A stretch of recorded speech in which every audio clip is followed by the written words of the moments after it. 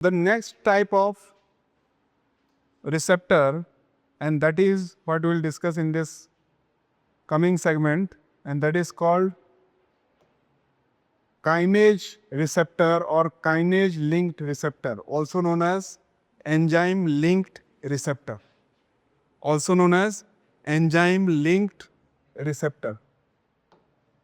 Okay, so transmembrane enzyme linked receptor, also known as kinase linked receptor. बातचीत क्यों हो रहा है मैं बता रहा हूं, पहले मेरे साथ चलो फिर डाउट क्लियर करूंगा मैं.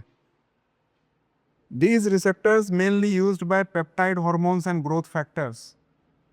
These receptors जो है ये किसके द्वारा ज़्यादातर काम में आता है? पेप्टाइड हॉर्मोन्स और ग्रोथ फैक्टर्स में. इसमें आप देख पाओगे extra cellular ligand binding domain, single transmembrane alpha helix and intra cellular enzymatic domain. मैं जानता हूँ आपके दिमाग में कुछ कंफ्यूजन आ रहा होगा इस पिक्चर के लिए, इसलिए मैंने और एक पिक्चर डाला हुआ है, आप यहाँ पे देख सकते हो. ठीक है. Receptor binding site tyrosine kinase. Half of the receptor acts as enzyme, another half acts as receptor.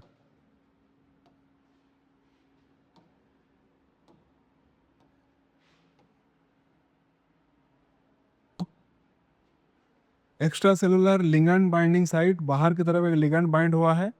Single transmembrane alpha helix, एक हेलिक्स रहेगा, डबल ट्रिपल नहीं रहेगा. इंट्रासेलुलर एंजाइमेटिक डोमेन, तो सेल के अंदर की तरफ जो है वो एंजाइमेटिक डोमेन है. ओके.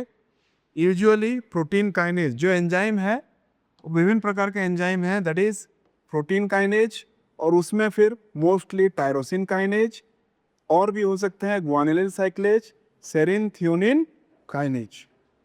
ये जो प्रोटीन है इसमें अलग अलग प्रकार के प्रोटीन दिखाई देते हैं. टायरोसिन काइनेज एक प्रकार के, ग्वानिलिन साइक्लेज एक प्रकार के, सेरिन और थ्रियोनिन काइनेज तीसरे प्रकार के. तो 3 प्रकार के हैं.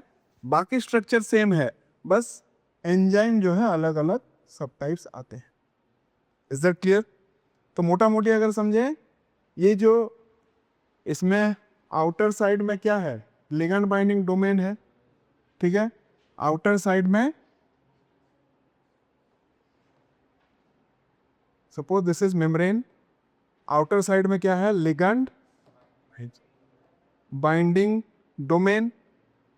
सेल को क्रॉस करता हुआ क्या है, single transmembrane alpha helix cell को क्रॉस कर रहा है, ये अल्फा हेलिक्स. और अंदर की तरफ इंट्रासेलुलर एंजाइमेटिक डोमेन. तो ये जो है ये आपका एंजाइमेटिक डोमेन है, यही हिस्सा एंजाइमेटिक एक्शन दिखाता है, इसीलिए इसको बोला गया एंजाइम लिंक्ड रिसेप्टर, क्योंकि रिसेप्टर के साथ एंजाइम लिंक है.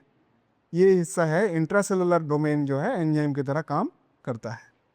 अब वो जो एंजाइम है वो भी अलग अलग प्रकार के एंजाइम हो सकते हैं. This enzymatic activity usually protein kinase होता है, उसमें मोस्टली टायरोसिन काइनेज, कुछ केसेस में ग्वानिलिन साइक्लेज, और कुछ केसेस में सेरिन काइनेज और थ्रियोनिन काइनेज. ठीक है. बाकी सब चीज़ें सेम है, बस ये मॉड्यूल में या तो टायरोसिन काइनेज या फिर ग्वानिलिन साइक्लेज या फिर थ्रियोनिन काइनेज और सेरिन काइनेज. ओके.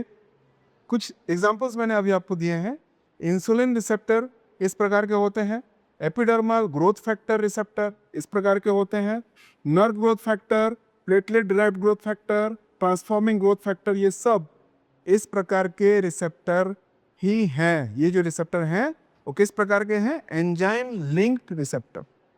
आप यहाँ पे देख सकते हो ये रिसेप्टर में खास करके ग्रोथ फैक्टर ही काम आते हैं ना, इसीलिए ये सब उसके एग्जाम्पल्स हैं. ओनली वन सब यूनिट, अल्फा सब यूनिट, मल्टीपल सब यूनिट इसमें नहीं है. Okay.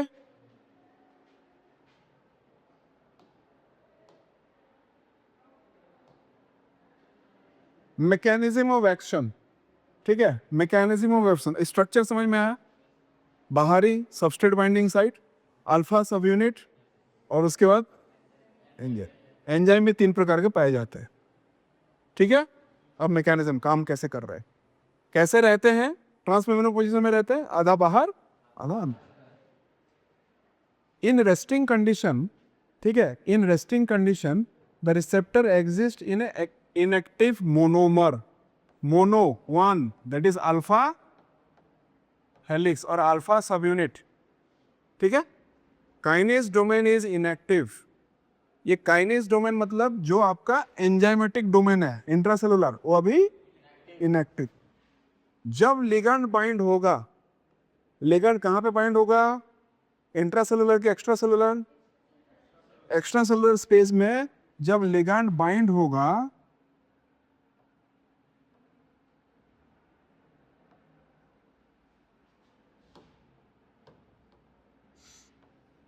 Suppose this is phospholipid binder और यहां पे लिगैंड जब बाइंड होगा, whenever the ligand is bound the peptide hormone binds to the extracellular domain।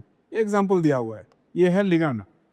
Receptor dimerisation मतलब to receptors molecules come together. आप देख सकते हो जो ये अलग थे, जब लिगैंड बाइंड हुआ तो क्लोज हो जाते हैं और ये जो एंजाइम है ये एक्टिव फॉर्म में आ जाते हैं। Two receptors molecules come together, monomer था अभी dimer. Am I clear, am I clear, आगे बढ़े। फिर जब पास आ जाते हैं, डाइमर फॉर्मेशन करते हैं, तो एक्टिवेट होता है क्या, उसका enzyme part, conformational change and activates intracellular kinase. पहले सेपरेट थे, मोनोमर थे, सबस्ट्रेट बाइंड हुआ, क्लोज हो गए, डाइमर हो गए। डाइमर होने के बाद नीचे की तरफ यानी कि इंट्रासेलुलर में क्या है, एंजाइम है। पहले था इनएक्टिव मोनोमर में, अभी डाइमर होने के बाद, डाइमर होने के बाद कौन सा, इंट्रासेलुलर। दिस इंट्रासेलुलर जो है अभी ये एक्टिवेट हो गया है, अब उसका काम करेगा, फॉस्फोराइलेशन करेगा। और फॉस्फोराइलेशन, टायरोसिन जो है ये फॉस्फोराइलेट होगा। और आप देख सकते हो इसके बाद next step, recruitment of substrate proteins, मतलब फॉस्फोराइलेटेड हुआ जो टायरोसिन है, यहाँ पे फॉस्फोराइलेट हो गया है। अब यही टायरोसिन जो फॉस्फोराइलेट हुआ है ये डॉकिंग साइट की तरह काम करेगा। डॉकिंग साइट मतलब, डॉकिंग साइट मतलब जहां पे कोई चीज आकर के बाइंड हो सकता है।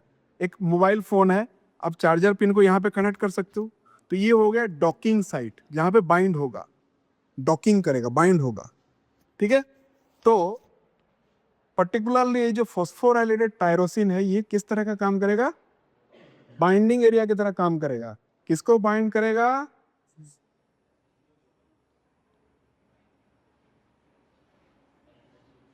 ठीक है। दिस फॉस्फोराइलेशन कैस्केड चलता जाएगा, ये बाइंड होगा और फाइनली क्या होगा, gene transcription, cell growth, cell differentiation, metabolic effect, ये सब के सब आपके इफेक्ट, ये सब के सब आपके इफेक्ट हैं। आप यहां पे देखो, this diagram is very very accurate. देख रहे हो, फॉस्फोराइलेट हो गया, फॉस्फोराइलेट होने के बाद ये डॉकिंग की तरह काम कर रहा है। डॉकिंग में क्या बाइंड हो रहा है आप देख सकते हो, फॉस्फोराइलेट प्रोटीन, ये बाइंड हो रहा है कि नहीं हो रहा है, डॉकिंग की तरह काम कर रहा है। पहले ये सेपरेट थे मिनती, जब क्लोज आए तो एंजाइम एक्टिव हुआ, एंजाइम एक्टिव होने के बाद फॉस्फोराइलेशन हुआ, फॉस्फोराइलेशन होने के बाद वो डॉकिंग की तरह काम करा। डॉकिंग मतलब बाइंडिंग, बार बार बोल रहा हूँ। बाइंडिंग होने के बाद वो क्या बाइंड होंगे, SH2, वो बाइंड होने के बाद वो फिर एक्टिवेट करेंगे इफेक्टर प्रोटीन और ये इफेक्ट, जो इफेक्ट है वो काम करेंगे। इस प्रकार के इफेक्ट, क्या इफेक्ट है, gene transcription, cell growth, cell differentiation. Gene transcription में क्या होता है,